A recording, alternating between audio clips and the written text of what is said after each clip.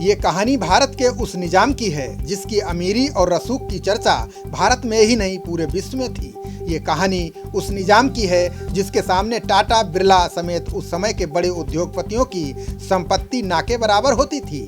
अब ये निजाम अचानक से चर्चा में आ गए हैं क्योंकि इनकी संपत्ति का जो केस ब्रिटेन में चल रहा था उस पर अंतिम फैसला आया है। जी हाँ, हम बात कर रहे हैं हैदराबाद के 7वें निजाम उस्मान अली खान की। इनका पूरा नाम निजाम उल मुल्क आसफ शाह सप्तम था।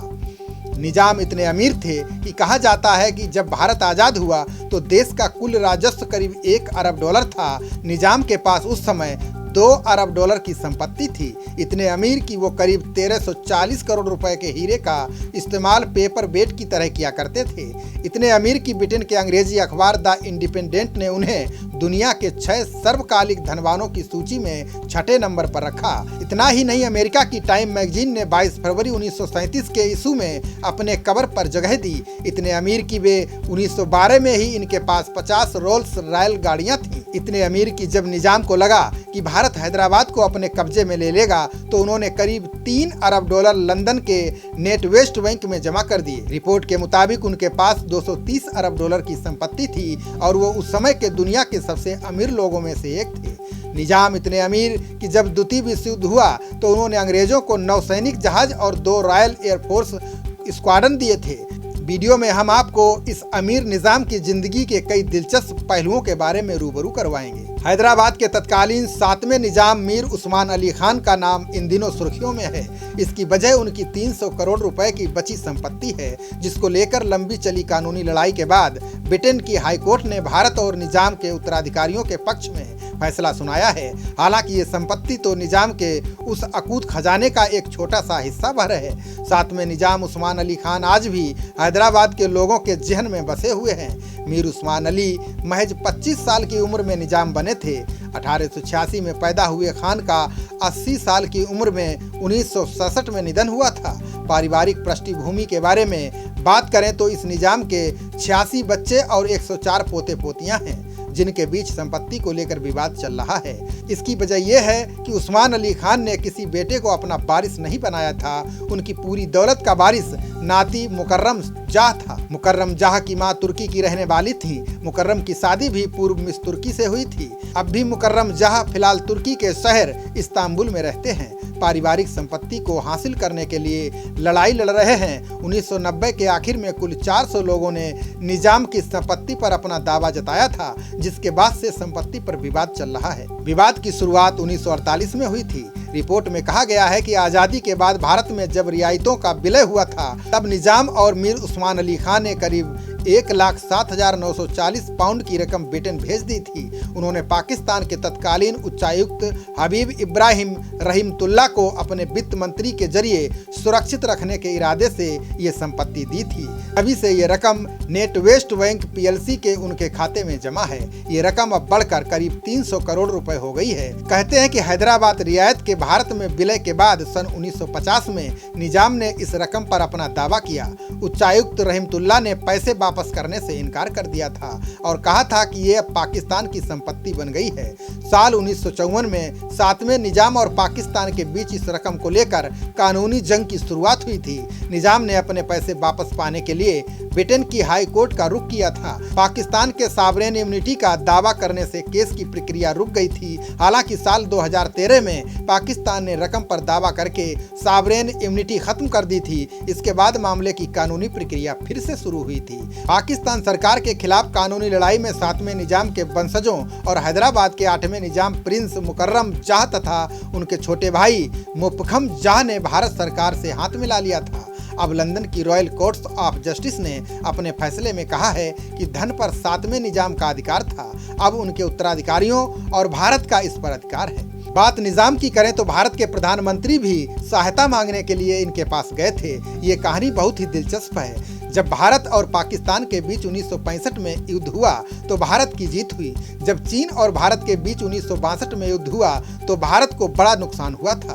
भारत फिर से अपनी ताकत बढ़ाने में लगा हुआ था। चीन की सामरिक ताकत के सामने खुद को खड़ा रखने के लिए भारत तैयार हो रहा था। इसके लिए भारत सरकार ने एक राष्ट्रीय रक्षा कोष बनाया। प्रधानमंत्री लाल बहादुर शास्त्री ने रेडियो पर लोगों से मदद मांगी। शास्त्री को भारतीय उद्योगपतियों से मदद की बड़ी आस थी। देश के उस समय के नामी और दिग्गज उद्योगपतियों ने सरकार की कोई खास मदद नहीं की। टाटा, बिरला, मफतलाल जैसे उद्योगपतियों ने बेहद कम मदद की थी। उसी समय जब लाल बहादुर शास्त्री रेडियो पर लोगों से पैसे मांग रहे थे, तभी हैदराबाद में बैठे निजाम उस्मान अली खान भी रेडियो सुन रहे थे। इस बात को सुनने के बाद निजाम ने पीएम शास्त्री को दिल्ली से हैदराबाद आने का निमंत्रण भेजा। लाल बहादुर शास्त्री बिना देर किए 11 दिसंबर 1965 को हैदराबाद पहुंचे, जहां उन्हें लेने के लिए खुद निजाम बेगमपेट एयरपोर्ट पर मौजूद थे। निजाम ने एयरपोर्ट पर ही 5 बक्से मंगवाए जिनमें सोना भरा था। निजाम ने कहा कि मैं ये 5 टन सोना भारतीय सेना को दान कर रहा हूँ, इसे स्वीकार करें और निडर होकर जंग लड़ें, हम जरूर जीतेंगे। उस्मान अली खान ने पीएम शास्त्री को 5 टन सोना यानी कि 5000 किलोग्राम सोना दिया। इस सोने की कीमत इस समय करीब 1600 करोड़ रुपए होगी। पैसे देने के 1 साल बाद लाल बहादुर शास्त्री ने उन्हें फोन कर हालचाल पूछा।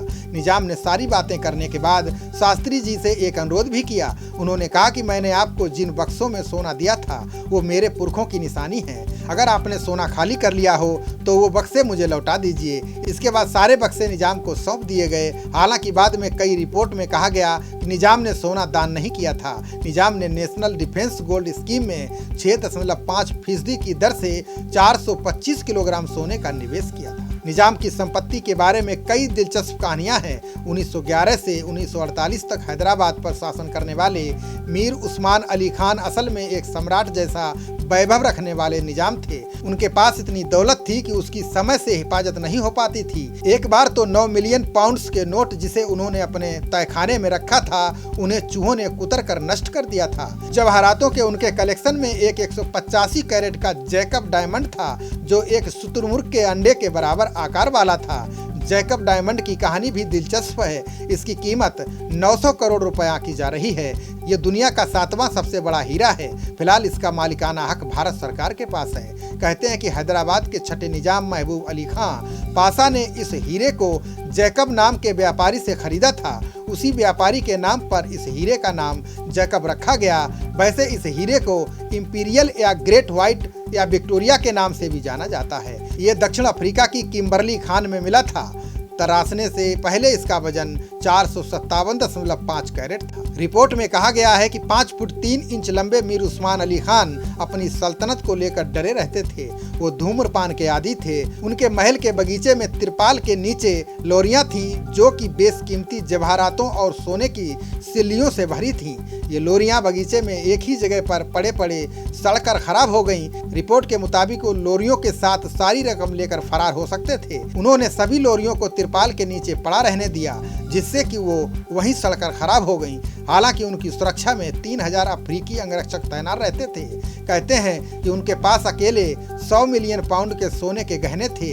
अन्य धातुओं के गहनों की कीमत 400 मिलियन पाउंड थी। मौजूदा वक्त में ये रकम अरबों पाउंड के बराबर कीमत की थी। हालांकि जैसे जैसे समय बीतता गया वो कंजूस होते गए। रिपोर्ट कहती है कि समय के साथ हुए इस बदलाव से लोगों को कई बार हैरानी होती थी। वो खुद के बुने मोजे पहनने लगे और फटे कुर्तों को सिलकर पहनने लगे, जबकि उनकी अलमारियां बेशकीमती कपड़ों से भरी रहती थीं। यही नहीं, वो महीनों तक इन कपड़ों को बदलते भी नहीं थे।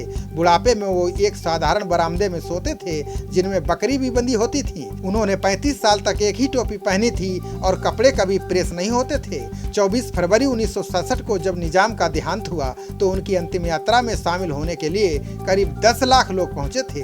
5 किलोमीटर तक लोगों की भीड़ जमा थी। लाखों लोगों ट्रेन, बसों और बैलगाड़ियों से हैदराबाद पहुंचे थे।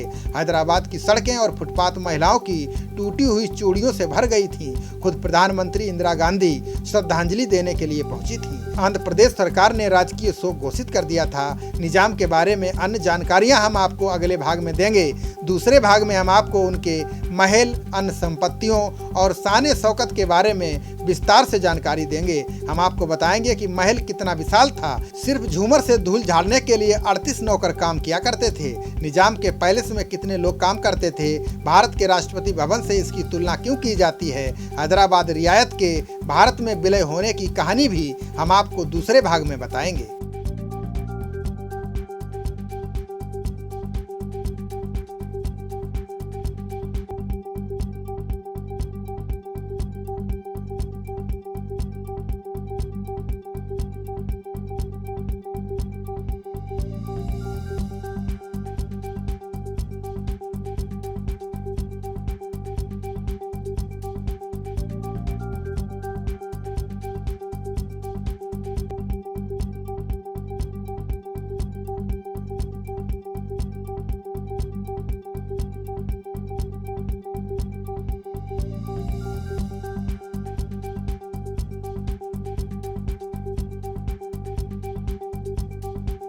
खबरों का सिलसिला जारी रहेगा। देखते रहिए जनप्रवाद। नमस्कार।